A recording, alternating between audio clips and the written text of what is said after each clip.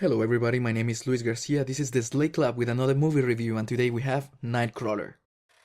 The film develops in Los Angeles around its main character Louis Bloom, a dirtish, dark man, skinny and with a hungry feral animal feeling.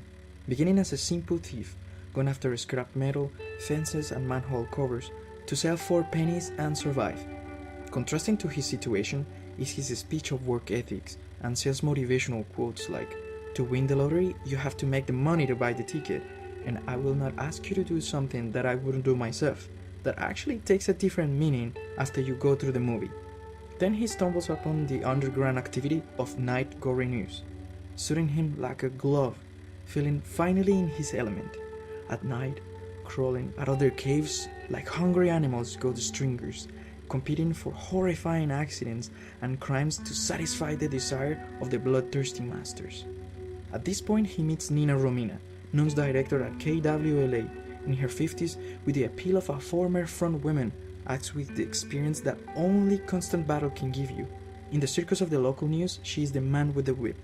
This movie has a shadow critical message over capitalism, making every conversation seems as a transaction, with bargaining at almost every interaction, totally excluded of any morality, making a representation of the current corporation mentality and how the recent society celebrates this behavior with what today we consider success. The movie revolves around the relationships of those two characters and the lines between work, success, demand, ethics, control and desire, blurring the decisions made by those around them. How far would you go after your American dream?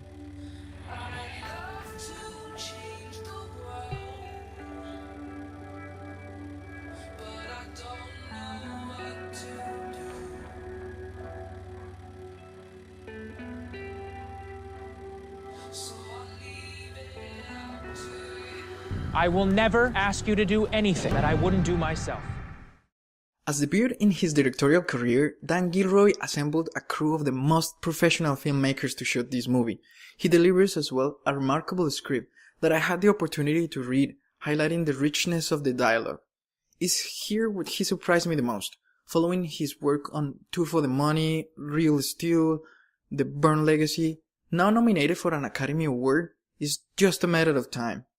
Interesting in this movie, as well, is the difficulty of shooting most of the movie at night, as well as a very hard-paced car chase. The cast of this movie is just as interesting and remarkable, with Jake Gyllenhaal as lead actor and producing an incredible streak of very good movies, Enemy, Prisoners, End of Watch, and Source Code.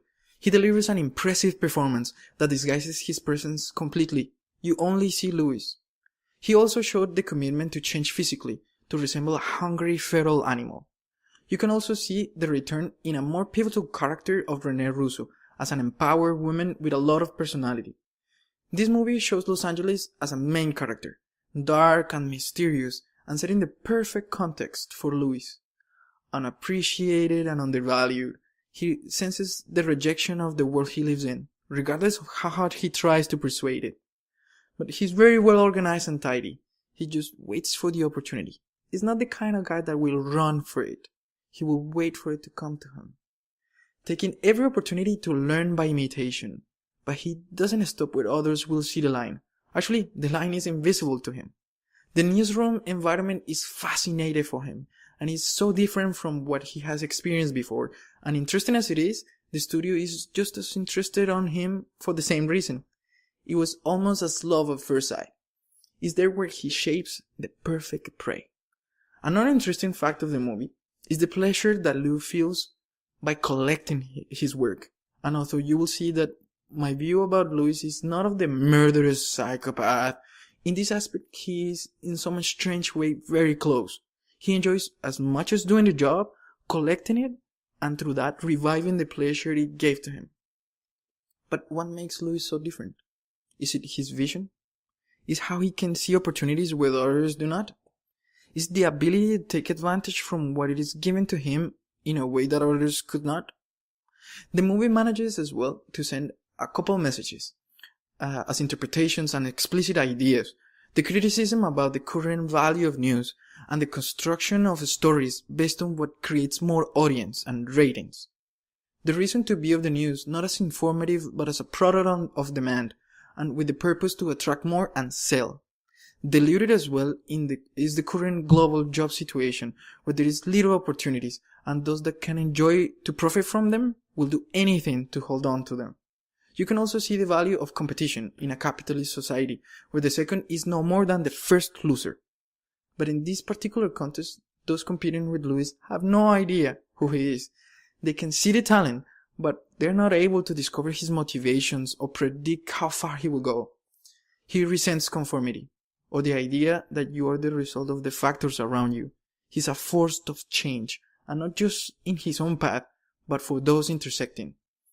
You can question his ability to understand those around him, but just as he mentioned in the movie, maybe the problem wasn't that he doesn't understand people, but that he doesn't like them. The score of the movie is a little different from what I have experienced before. That might seem a bit upsetting or even contradictory to some, but if you try to put yourself in Louis' shoes, then you lose the ability to predict what is adequate to accompany the moment. Finally, I would like to include a segment of The Daily Show with Jon Stewart having Jake Gyllenhaal as a guest. Very carefully. Now, when I say that I want these things, I mean that I want them, and I don't want to have to ask again. You don't have to ask again. We're going back to the program, Jake Gyllenhaal! How many times did you blink in this movie? Because it looked to me, you're on screen, I'd say a good 97, 98 minutes. 117 minutes. It looked, are you really in 117 I blinked 4 times. Does De Niro blink? De Niro blinks, but not Gyllenhaal. Well, it's interesting because the movie is really a success story. Yes. You know, and it really is an allegory for sort of, you can put it in any job, you know, any occupation. I think he'd be extraordinarily successful regardless of what he did, you know? But creepy. And thank you very much everybody for watching. Please subscribe and please click down below if you like it. Thank you very much.